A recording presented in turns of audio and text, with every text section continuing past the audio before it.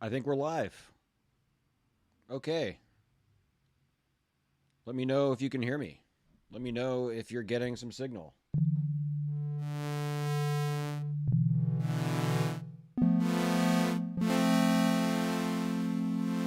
Anything coming through?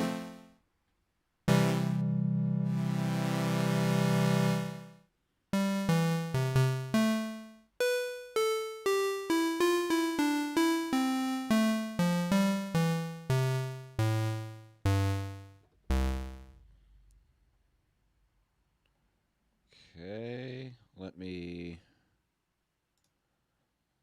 double check my settings. I think it wants something else. We're going to relaunch the stream real quick. No, I think maybe we're good. We can hear you. All right.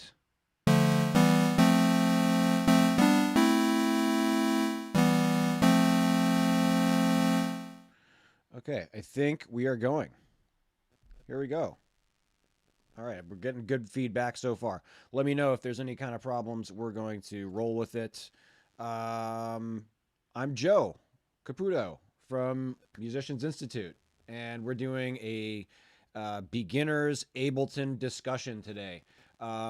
Beginners in context, I suppose, because we're all beginning. We're all learning all the time, and I think this is more like some basic information, I suppose. Some just a I suppose my outlook on getting started in Ableton, and we'll see.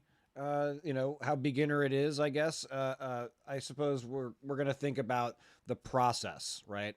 How do the tools that we're given inside of Ableton connect to a reusable series of steps that we can use to sort of go from an idea, a concept, a moment of inspiration to a completed project, something to that effect. Now, we could keep on going past the steps we'll talk about today into performance, into releasing music, things like that. Of course, we talk about a great deal of that stuff at Musicians Institute. That might not fall under my purview every day, but stuff that we all think about and talk about, and uh, all stuff that we have to know and be able to work around and within. So, very important stuff.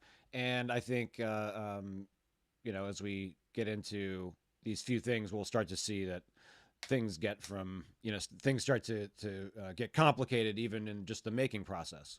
Randy's got a great question about 5 reasons why he should switch from Pro Tools to Ableton. I think that's a totally valid question, and I think maybe we'll reveal some of those things as we go here, and maybe we can swing back around and answer that question because I've got a lot of thoughts on that. I think ease of use is one of the reasons. Of course, if you know something really well, why change, right? If we're productive with what we're using already, it might not be that important to change. It might be more important to be productive and do the things that we like to do and make stuff, right? On the other hand, um, it's always useful to examine what are the other tools in our potentially that we could put into our toolbox looking like? What are they doing differently? What advantage or disadvantage could they offer to compared to what we're using today? Because at any moment, any of these things could disappear, right? Pro Tools could disappear, Logic could disappear, Ableton could disappear, and so we do have to try to understand these things on a higher level. How do these connect? How do they differ? And one of the areas that we differ is that Ableton gives us a large collection of tools for creating sound, creating music from scratch, where Pro Tools might require plugins, it might require certain additional tools or instrumentalists, people to record. Ableton gives us a vast array of tools to inspire the process from the beginning, right? We find those over here in the browser section where we find a lot of the the tools available inside of Ableton. This is sort of what Ableton looks like by default. I've loaded up a synth here so that we can just get some sound going. But, oh, cut feed. Uh-oh.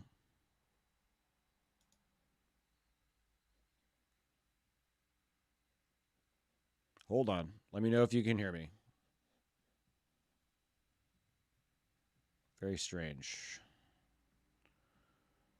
It says excellent condition, but getting a cut feed.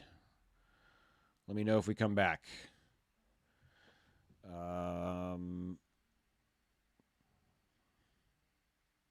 Are we back? Any problems? Is this working? Let's see. Is this thing on? You are good. All right, David, thank you. Okay, so right, we're talking about the different functions that come inside of Ableton, the things that can inspire music and inspire us to make something, right? That's, I think, an important thing. An important difference, at least from what I'm aware of, is typically showing up inside of Pro Tools. We got a whole vast array of these instruments. These are synthesizers. They're samplers. They're devices that we can use to generate sound. Drum racks, drum machines, tools for combining all of those different musical tools. Each of these, of course, comes with a variety of presets. So especially in those lackluster moments when we want to work on music, when we've got time carved out in our day to work on music, but we don't have an inspired moment, right? Maybe we're not going into that day feeling like, oh, I've got great ideas today. We've got a whole ton of different presets that we can dig through here and try to find a sound to inspire us. This is, I think, the most useful application of presets.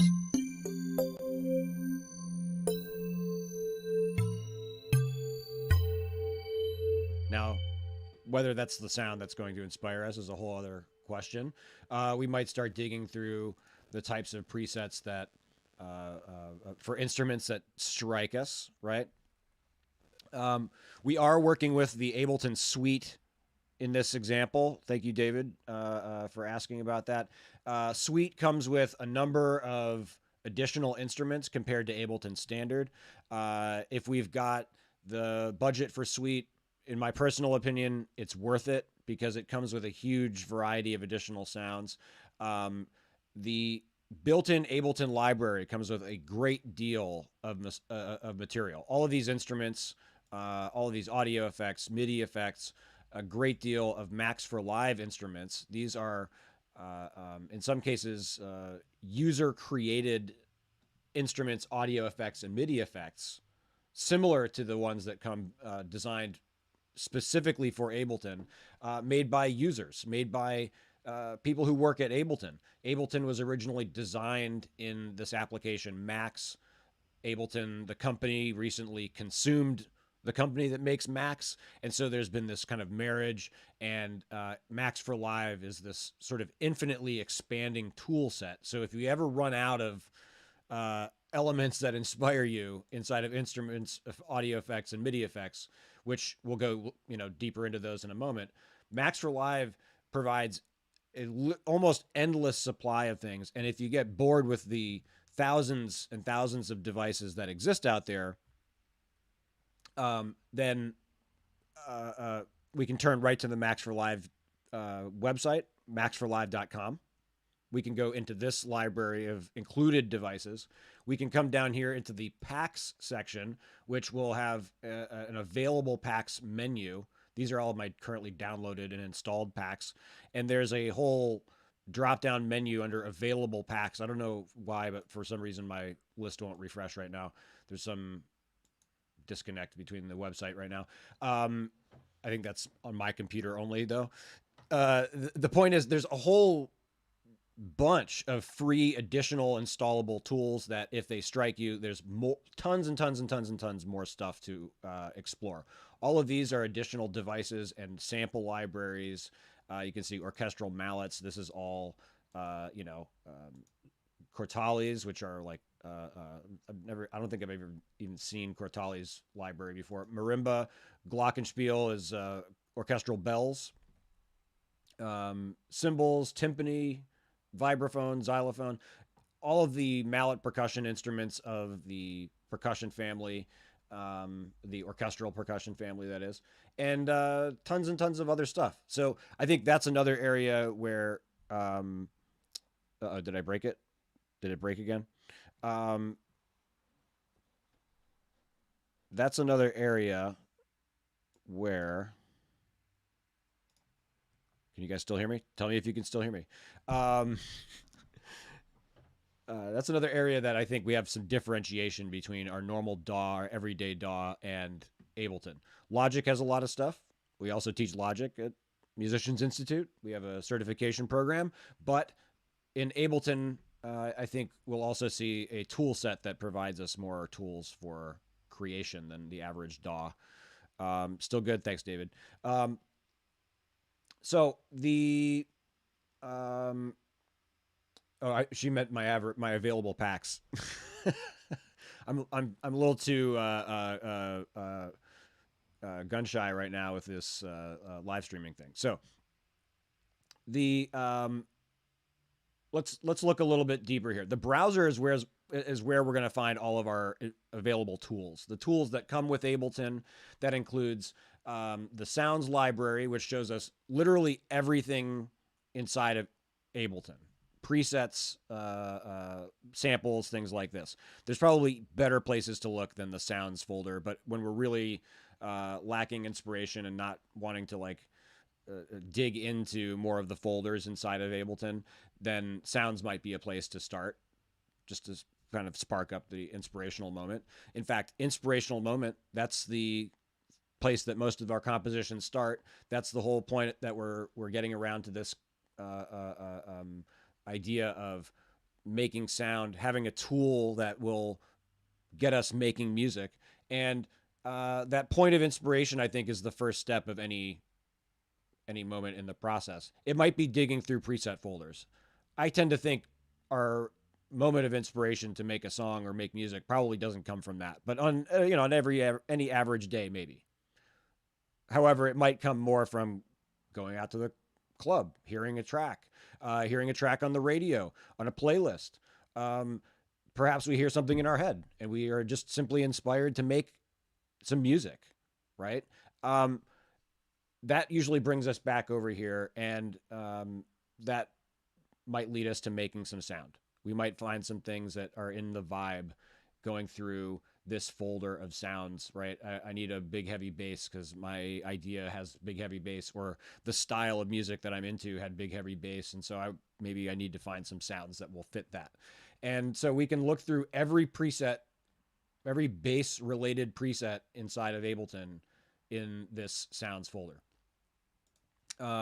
We can also come down here to the drums folder. This subdivides all of the drum presets inside of Ableton. There are all of the kits. These are preset, put together drum kits. And then there are individual drum hit samples up here. It's important to pay attention to the little icons next to the names of the instruments that we're grabbing. Notice some of them look like weird little boxes. Some of them look like little squiggly samples. In fact, if we go into the preferences here, I might be able to go into the super handy preferences and zoom in so you can see with even more clarity, right in there, what these icons look like. Okay, you can see there's this one that looks like a box. It looks kind of like an Ableton window, right, with a little split down the middle. There is this one. Notice the name difference too, ADG. This one that says something or rather .wave or .aif. They look like little squiggles, little samples, right? There's other ones that might not have the split down the middle. They just look like a single box. Especially our presets will look like that. Depending on which one we're trying to look for, the one with the .wave or .aif are actual audio samples. The other ones are preset collections of tools from Ableton that will load an entire instrument. So if I load a go-go high.adg down here, it's going to replace this bells thing and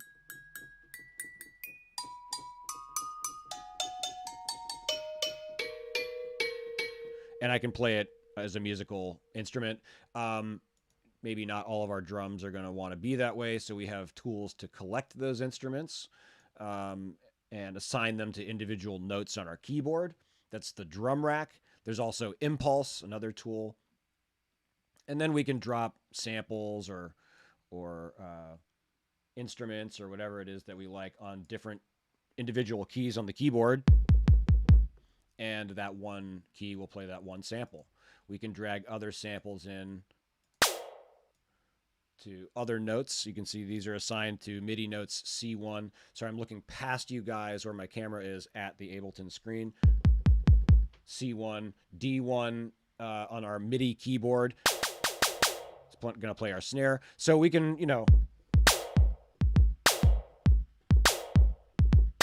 we're making like a Fine Young Cannibals remix, apparently. The idea here is we can assemble our favorite sounds. These aren't necessarily my favorite sounds, but they're getting some beats made really quickly, at least. They're evoking some sort of sound in my head, I guess. But we have a huge collection of instruments, of presets, of sample materials in here just for drums. That could or could not be a good thing, right?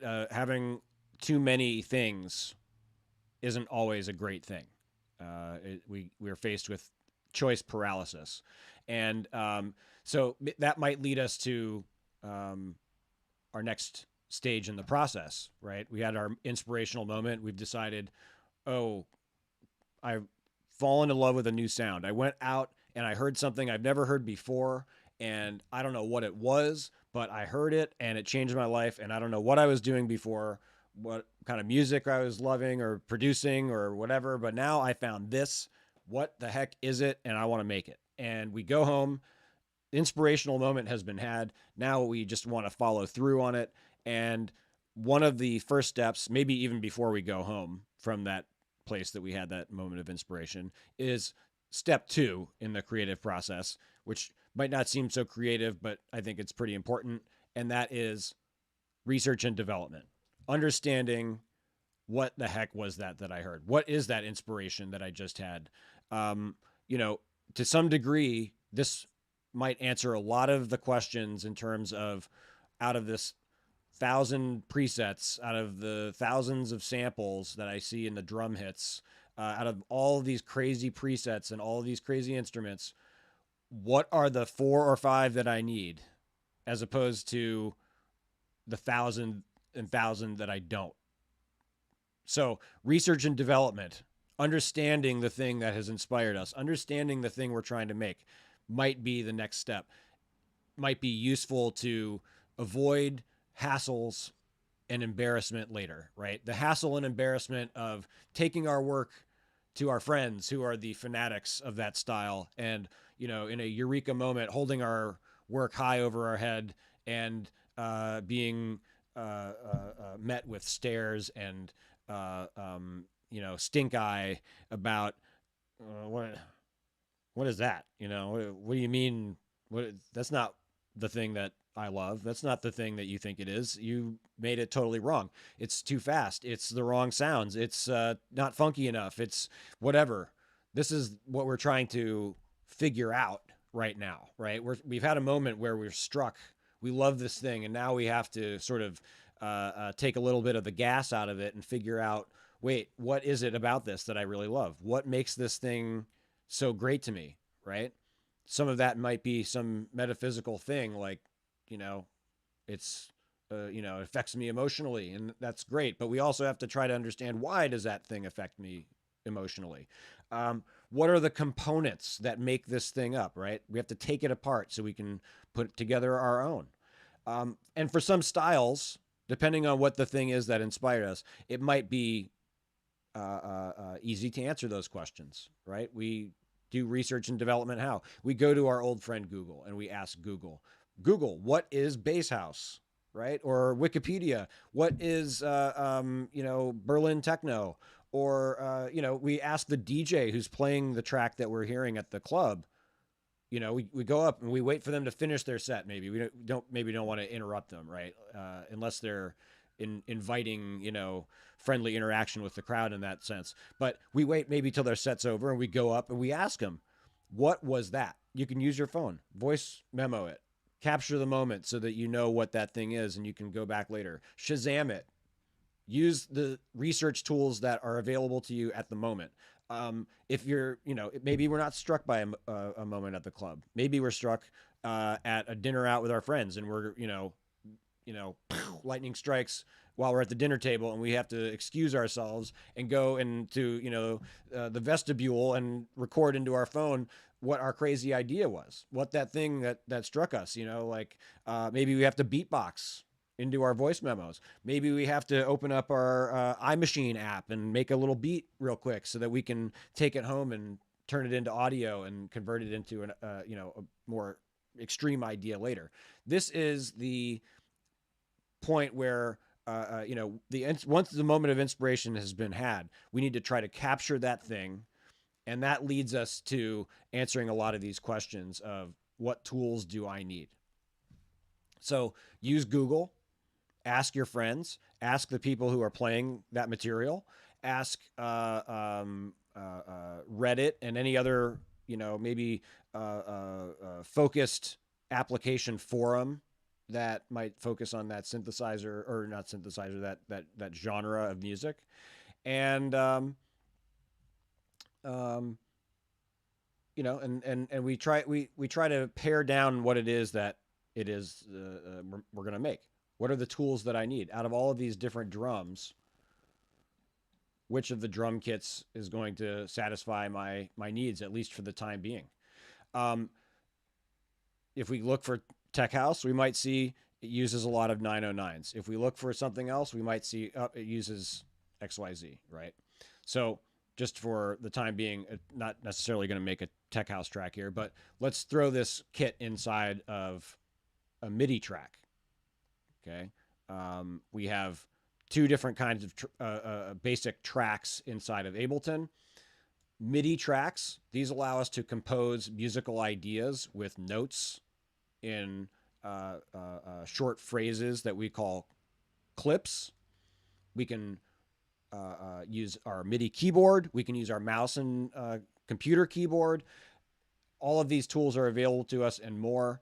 But MIDI clips allow us to use synthesizers, samplers, drum kits like this, and compose new compositions, our own beats, our own themes, bass lines, melodies, chord progressions. Audio channels are the other option. They allow us to play back loops, audio loops, audio samples.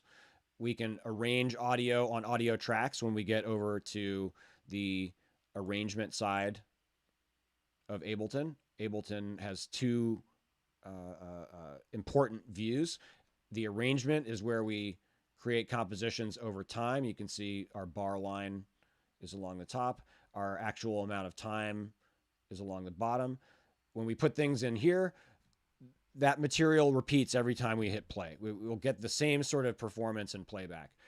Over here in the session view, we get more of a sandbox type of environment where we can come up with all kinds of ideas. We can combine ideas from different instruments at different times. We can experiment. We can create variations really easily. And that's why session view is really important. Sometimes it puts people off. It also houses our mix controls, which are very important, even if we never use instruments to compose. If we only work with audio or recording other people, we're going to need our mixing controls, our routing controls. All of that appears maybe in the most easy to use fashion here in session view. Well, now we've got a MIDI track up here. Let's say we've done a bit of research and development. We've looked into this thing that inspired us. We've listened to some of the artists who inspired us. We've perhaps bought a number of recordings and professionally released tracks from the artists who have inspired us. Maybe we've looked at those even on audio tracks inside of the arrangement view so we can see what it is that other people do musically. That's something we always rely on and take inspiration from. But we're going to start working with a new MIDI track here. And I do have a MIDI controller. This is like a piano like MIDI controller that I have connected to Ableton. You can use your actual computer keyboard by enabling this button up here at the very top right of Ableton that looks sort of like a MIDI keyboard or a musical keyboard. You could also hit the M key on your keyboard. That turns that function on. That's M for MIDI keyboard. And then we can actually use our typing keyboard. Well, if I go down to the right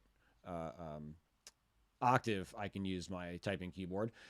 We can use our typing keyboard, the middle row. Gosh, my mouth is getting caught up today. A through, what is it?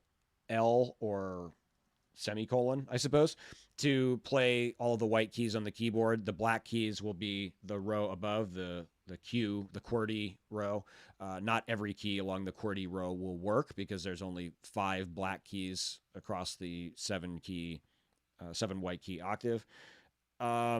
Z and X will move that 1 octave or so range of keys down or up. So if you notice down here in the very bottom strip of Ableton, it gives us a bit of information when we say change a value in Ableton, when we hover over things, when I hit the musical keyboard. And when I hit the Z key, it's telling us my current octave is C1 to D2. And that's generally the range that our drum kits will be arranged in. So if I play A on my typing keyboard now, we're going to get MIDI note C1, which happens to be the kick drum note.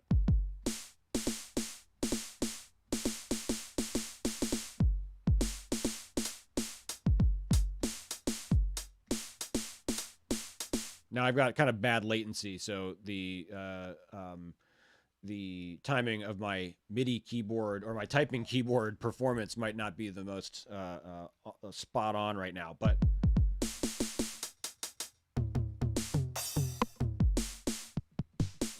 we can start playing the notes. We can play the MIDI keyboard. And this allows us to then move along from research and development into composition, right? Writing the parts in the music. And yes, we could do this with our MIDI keyboard. The drums might be hard to play in a consistent fashion, depending on the style of music you're trying to make. So another way that we could compose would be to, hey, I see you in the chat, Ruben. What's up, man? Another way to start writing ideas would be to use the clip slots here on channel 1, on MIDI channel 1, to compose ideas. We can do that by simply double-clicking in that area. We can do this on MIDI tracks. It does not work on audio tracks because audio tracks require recording of some sort. So we can load samples on the audio tracks, but in MIDI tracks, we can double click and create a new empty MIDI clip. A MIDI clip is simply a currently 1 bar musical idea, musical passage, a looping 1 bar musical passage in which we can write notes. You'll see on the left-hand side here, we have a piano roll, the commonly seen sequencing tool for MIDI messages, for MIDI sequences. A MIDI clip is essentially a MIDI sequence, a MIDI region, you might see it called in other DAWs. You can see along each of our MIDI notes, each one that's populated with a sample in our drum rack anyway, there is the appropriately listed drum sound. So we can actually just start clicking into this space and enter notes. Might be easier if we hit the B key, B for not draw. It's supposed to be the draw button, but for some reason they used the B key. I don't know why. So I'm hitting the B key. We can also enable, notice up here right next to our MIDI note, there's the draw button. Okay. Maybe it's German or something. Okay, so we can just start playing and writing in notes. Might be a little bit more fun rather than just like guessing where our notes are landing, right? We could just like start beep, boop, beep, bop, beep, beep, boop, right? No, let's not do that. Let's step back. I'm undoing. Command Z if you're on Mac, Control Z if you're on PC. No, let's not just start writing notes in and going crazy necessarily, though that might be fun. That might be a point of inspiration even. Let's hit play on that clip. Let's watch it play.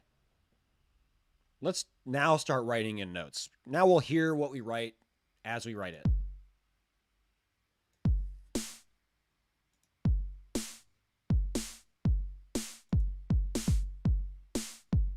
Ooh.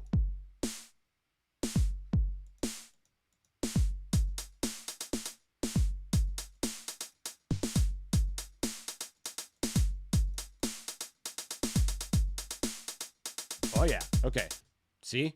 All right. That's a little more stimulating than just sitting there in silence, trying to like poke and, put things in there and guess what it's going to sound like.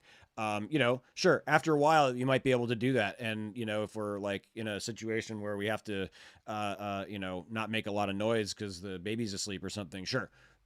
Maybe that's great at that point. But let's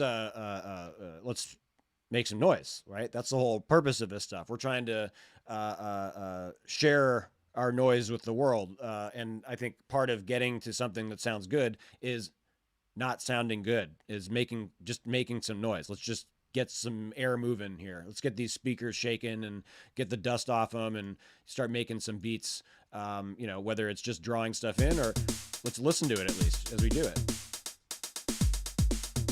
Lest we end up with something that's just like, just like all over the place. And then we come back and we're like, okay, what does this sound like? Okay, well, that's cool. But, let's step back. Let's do it from the opposite perspective of like just throwing a lot of stuff in there and hitting play. Let's start by doing one instrument at a time.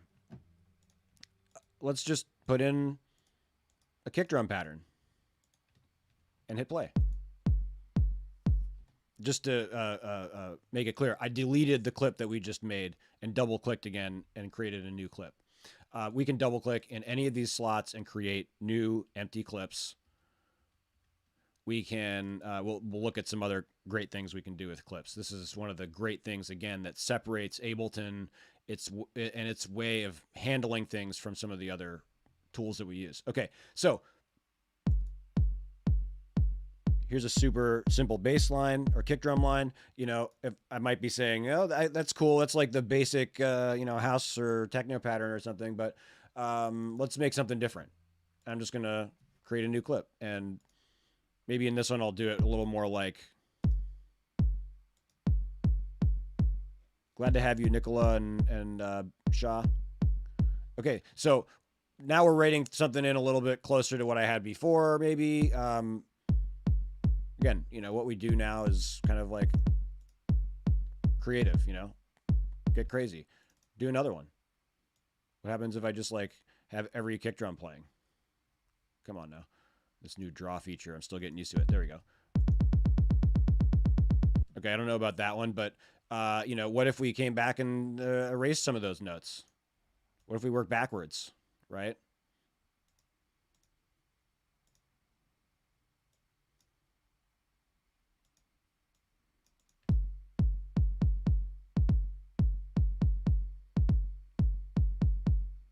Maybe. I think the point of this whole sort of session view and the idea of, I'm going to hide some of these features here. The point of having these clip slots, part of the point anyway, is that we can just sort of throw the ideas out. Okay, wait, let's try something else. Let's see what happens next. Okay, let's say we like this one and we want to keep building on it because that's just a kick drum and it's not really a beat yet. So let's do something more with it. Okay, we keep going through the composition process. We duplicate that thing. Oops, that's not what I meant to hit. We select that and we hit not Command S or Control S. We hit Control D, duplicate. Hey, there's a carbon copy of that idea. And now I can come down to that carbon copy and I can add some stuff.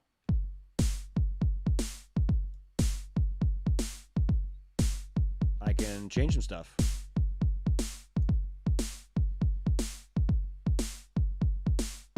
Cool, now we're getting somewhere. And now we can duplicate again. Control D. And now we take the copy of that and we add something else. Whoops. I saw someone mention freestyle in there, so let's do some freestyle.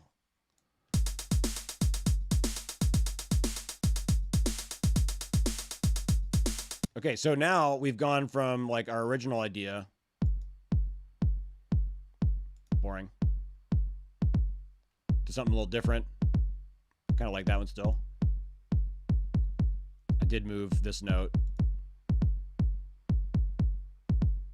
Okay, and then we found something we liked through trying it a bunch of times, right? Throwing some stuff against the wall, see what sticks, see what falls out through repetition and trying different things. And then we built on that by duplicating that idea. And then we duplicated it again. We made another small change. We added our hi-hat pattern. And now that we've got something that feels a little bit like a beat, we could even, you know, maybe add a little open hi-hat there.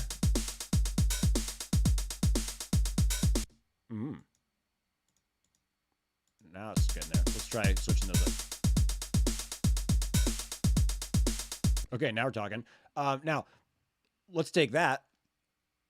And over here, we have some tools that we can use to quickly tweak this clip, right? This is just a 1-bar loop, and it's going to get pretty boring if it's just this forever for 5 minutes. So we're making some variations this way. Let's take this idea.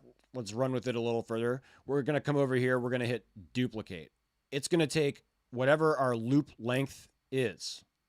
Okay, and notice over here we have control over looping, very precise control over looping, broken up into beats and bars, and we can turn off looping and just use this as a one-time through sample or sequence, I should say.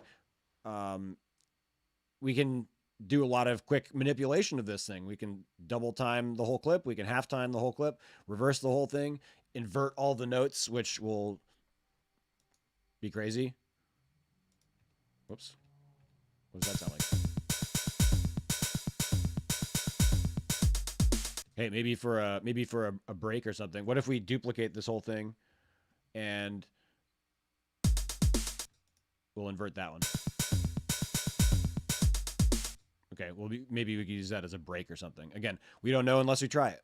But we're going to take this idea that we did like, and we're going to come down here and hit duplicate. And boom, it turns it into 2 times through the same thing. 2-bar loop of that 1-bar idea. Why does that matter? Because in this one, we can make a change.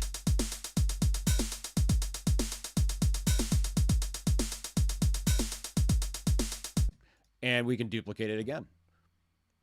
Why would we do that? Because we come down to the end and we make another change, right? Now we, you know,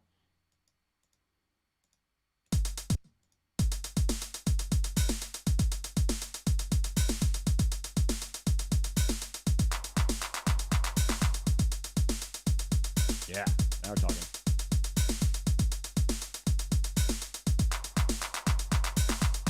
Okay, so we're like, you know, building things, changing things. We take more duplications of this thing, right? More copies. Let's take another copy. And we say, okay, what happens if I take all of the kick drums and highlight all of the drum notes on that particular cell or any note by clicking that note over here in the piano roll, right? We could highlight all the hi-hats. Take all the kick drums. We can deactivate them, meaning they're going to stay there in the clip, theoretically, if we want to use them again, but they're not going to play. And we do that by highlighting them and hitting the 0 key. Grayed out. They don't play. So we come down to that one.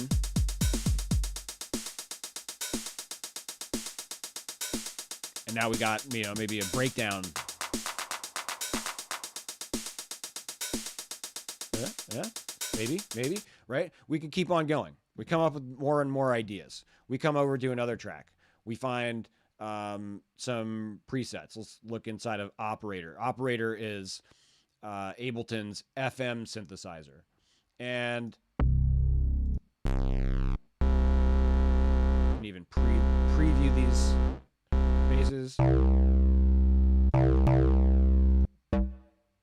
Oh, there we go. FM deep bass. That kind of has got the vibe here. And we come in and do the same thing here.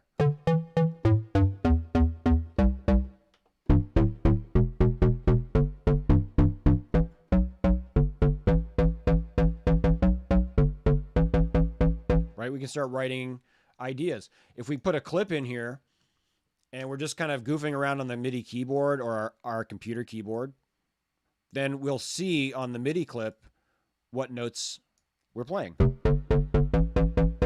So even you don't really even need to know what MIDI notes are or what the musical scale is or anything like that. You just have to poke around a little bit and try making some noise.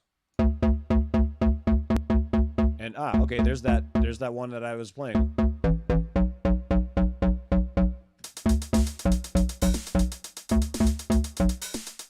Kick that bass drum back in there.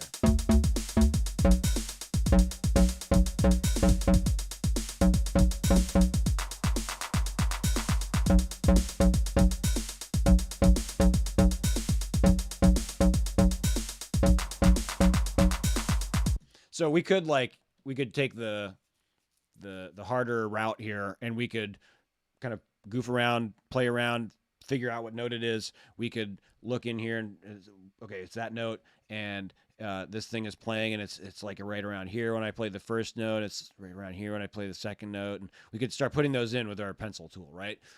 Or we could just kind of like jam out with the groove we got over here.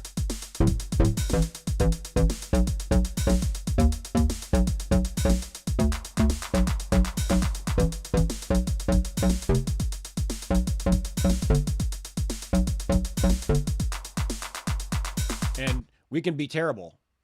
We could just have hit it one time.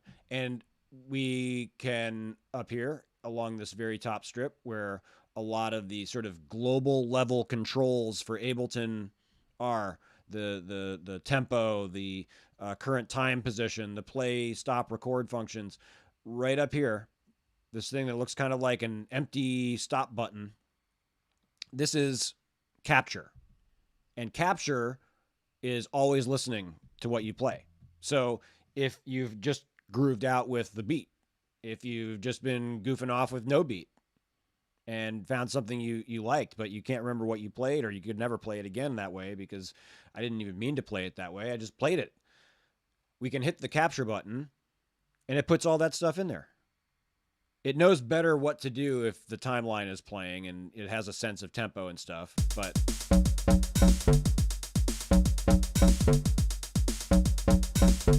now, still not the best performance. And so we might come back into this and we might kind of focus in on this one bar, or we might grab that loop and slide it around in here.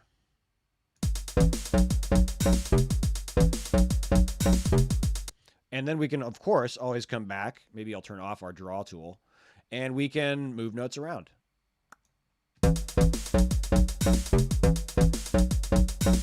Yeah, Lacey mentions feeling bad for capture, listening to your terrible playing. And as we can see, my playing is not on point right now, partially because if we go to the audio settings, we'll see my latency is set pretty high so that I can handle OBS on one screen and Ableton on the other.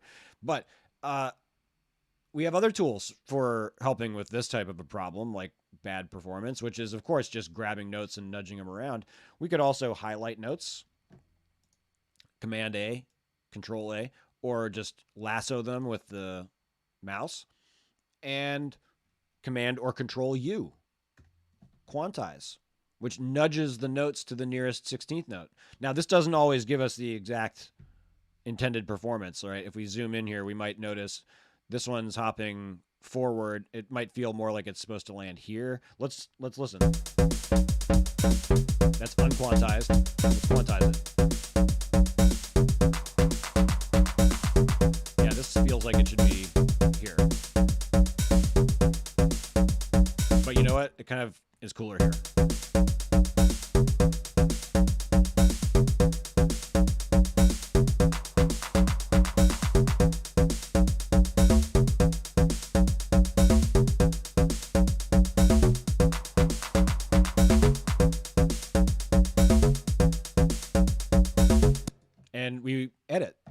make a couple tweaks, right? Don't want to ruin your amazing performance. Duplicate the clip. Same thing we did earlier, right? We duplicate it and then we can quantize it and move things around. Then we come back and maybe we quantize all of these notes and we scoot around and we, oh, what's over here?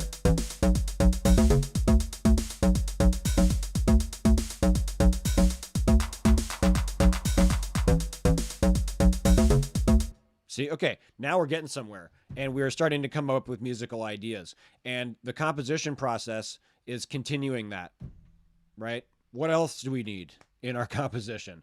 We might need a melody and an instrument to play that melody. We might need chord progression to give us some harmonic shape. Depends on the style. Might not need so many chord progressions if we're making, you know, shredding dubstep or something like that. Though maybe we do. Maybe sound effects, right? We've got the drummer, we've got the bass player. What about the lead, the rhythm or harmonic support, vocals, sound effects, embellishments, things like this, other bass sounds. What instruments do we need? We write the notes in the composition process, and then we get around to sound design, right? Sound design might lead us to inspirational moments, but we want to carve out some time to make sure that the sounds are what we're looking for. And so we might come on down to something like the deep bass instrument that we've got loaded here. And Ableton in this particular device has some macros. This is inside of an instrument rack. The instrument rack allows us to have these macro level controls so we don't have to learn or dig into the synth itself.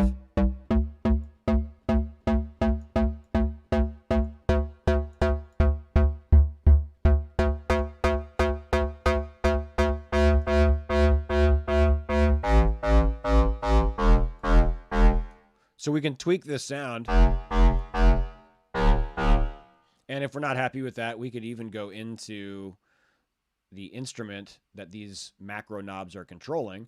There is operator, the instrument it's controlling, and we could override some of these controls. We could use other effects on the end over here. What if I want all of this stuff going through a really short delay?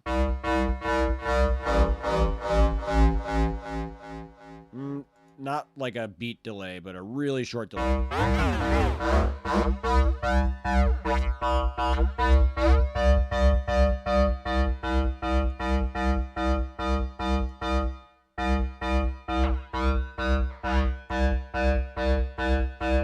Could even turn on the modulation.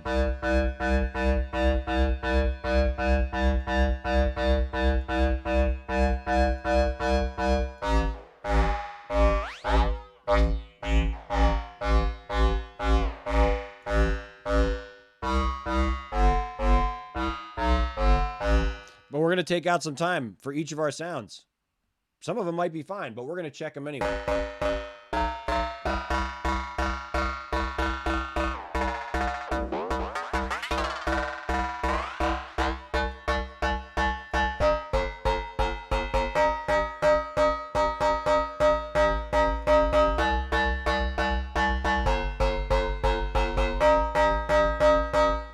Okay, and we're going to refine our sounds one by one, and then we arrange things. We take the ideas that we liked from our sandbox area, and we make sure that they make it over to the arrangement view.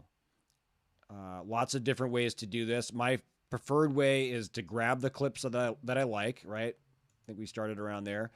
I like all those clips. I'm going to grab all of these. Like I'm going to drag them right over here or to another clip, or rather another track. And I'm going to hold like I'm still going to drag, and I'm going to hit tab to come over here to arrangement view. Notice I'm still clicking and dragging them. And then I can drop them over here. And I can start to arrange them. They're a little bit grayed out right now. That's because we've most recently been playing this side, the session view. So we'll just focus on arrangement by hitting that little orange button there. again, just like if we still see that, if it's still grayed out, just hit that little orange button at the top of the arrangement. Boop. And there we go. There's all of our clips. And we can put them in time. We can stretch them out. We can put these things where we want them to go in the piece. Where's that funky one? That one really funky beat. Oh yeah, I think it was this one, right? Yeah.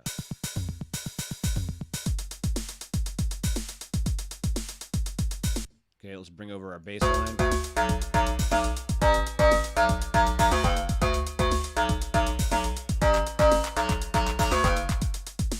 Okay, and we can put these things out. We can arrange them. Again, like, you know, this isn't the most inspired piece yet, but we still have a lot of composition to do, frankly. It might be preemptive here to jump to arrangement because we've got a few more instruments to compose for. But once we arrange, we do the mixing stage. We do the mastering stage. I'm going to burn through those because those also aren't necessarily my areas of expertise in teaching Ableton and might go beyond basic Ableton functionality. But I think it's important to start with the moment of inspiration, focus on getting those ideas out, find a few really cool tools that you can trust, like drum kits. If we find those things, we can right click on them in the browser and assign them to one of our collections. You can see up here, I've got a few already set up. Here are a bunch of tools that I've assigned that I use all the time. Congas, all kinds of stuff. Reverb effects, kick drums, Latin percussion, OTT presets. So we can kind of like focus our energies. We don't have to like be cross-eyed at the sheer size of the library collection here. We can find a couple of things on a day that we're not feeling, you know, I'm going to make a track today. We find a couple of those things that we can go to. Ooh, okay, well, kind of like that. So I right click it and I put it in my my collection that says, you know, we could label it dope kits for later, you know, whatever we want to call our collection of sounds that we can go to for writing, for avoiding the choice paralysis of looking at a list like this and the, you know, maybe even worse waste of time of just like,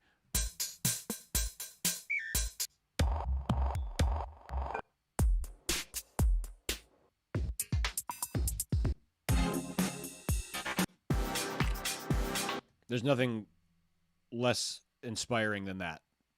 Just sitting through presets, like, you know, poking one after another after another. So we find the things that are going to work and we cut to the chase. We make things. We get our hands dirty. Sure, some days are okay for poking through presets. We find the things that, you know, that maybe do bring up that moment. But anyway, I wanted to leave a little time for Q&A here because that's important time too, and I don't want to run off the run out the clock here without addressing questions. I don't know if Randy is still in here. He mentioned the feed cut for him earlier or something like that, but if he's still here, hopefully we've touched on a few things that differentiate Ableton from Pro Tools. I think the huge library is one of those things. The Max for Live collection, you know, these are devices. You can look in here. There's all kinds of stuff in here. Auto-Tuna, for instance, is an auto-tune plugin that someone built, and it's just as good, in my opinion, as Vocal Synth from Isotope and some of these other ones.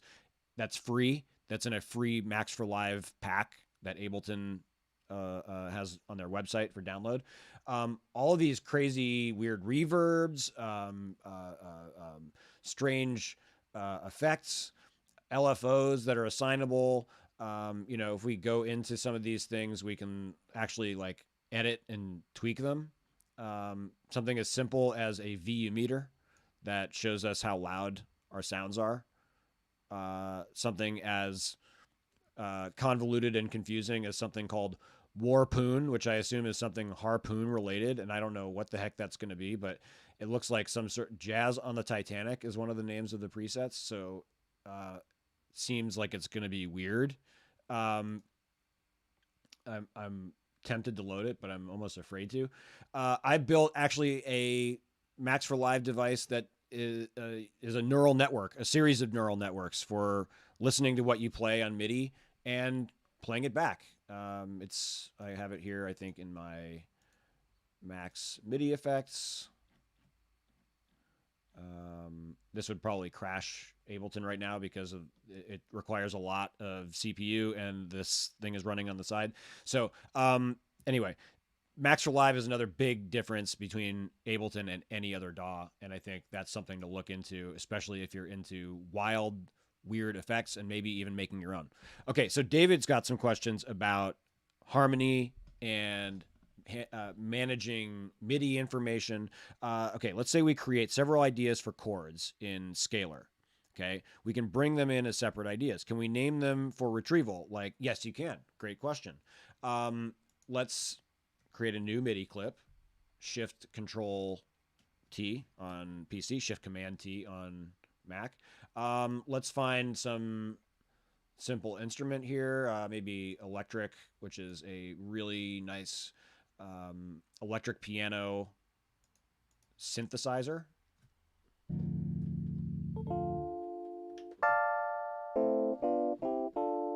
Okay, so yes, we can create a clip.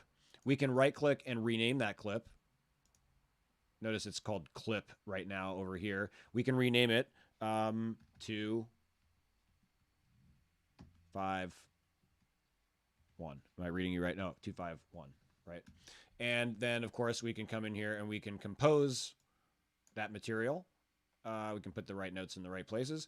Ableton 11 has the scale function. So if we choose some notes, and let's see. I have to admit, I haven't really used the scale function, but there is a function where we can actually make it play only specific notes, or show rather only specific notes. I am again like a beginner at the use of that function because oh, here we go. Duh. Scale. Let's turn on scale over here in the clip, and that you can see actually illuminates the notes in the scale, right? And then we can choose the root note of the scale. Let's say we're going to write in D major. We can even fold the piano roll so it only shows the notes in the scale. And that means that we can say, okay, whoops, 2 5 A, right? A, C sharp, E, and then D, F sharp, A, or whoops, not B, whoops, A. There we go. And of course, we can duplicate that and move it on down.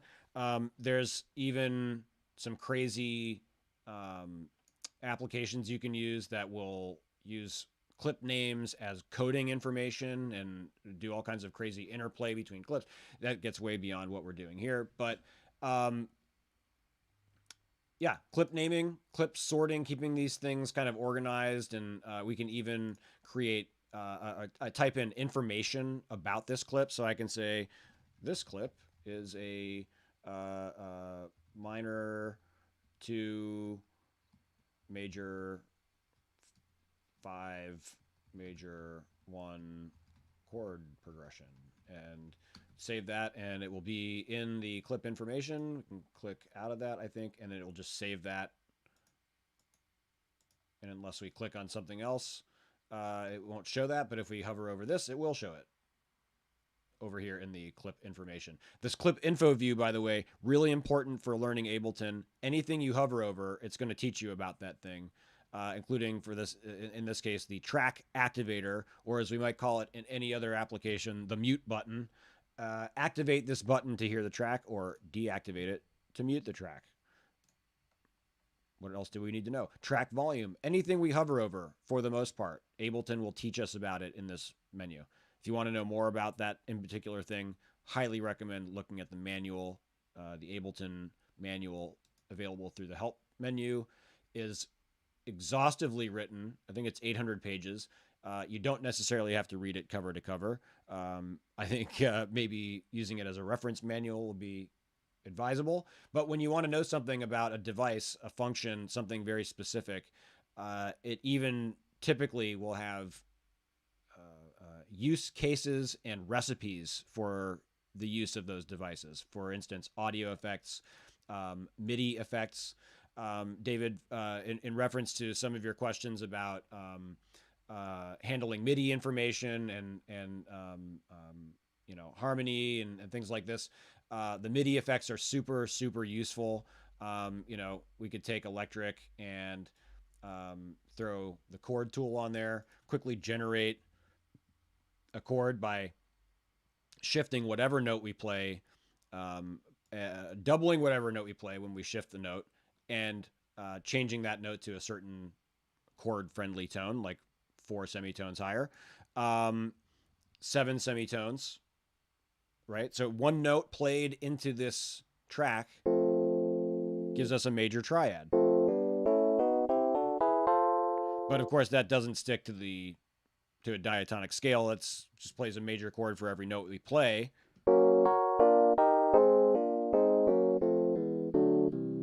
Which might feel kind of strange. So we could put in between this chord generating tool and our instrument that's playing it a scale, right? Here are a bunch of scale presets. Let's just put the major scale preset in there. The bass key we can think of as the root key. And when we play notes, single notes now, right? We're not playing chords. This is generating the triad off of one note at a time.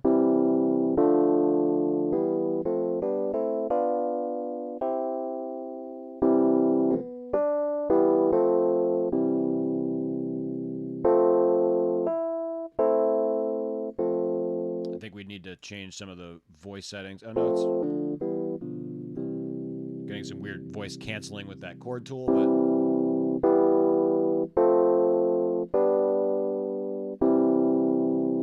one note chord sequences, right? One note octaves or doubling.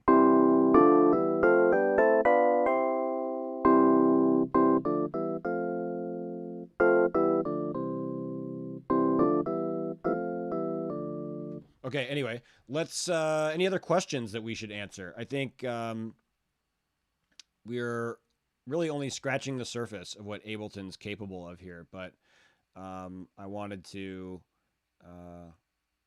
address any other questions that might be lingering out there. Anyone have other questions about anything, beginner or otherwise, in Ableton?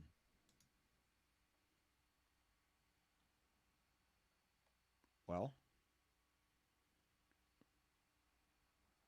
let's see. Any other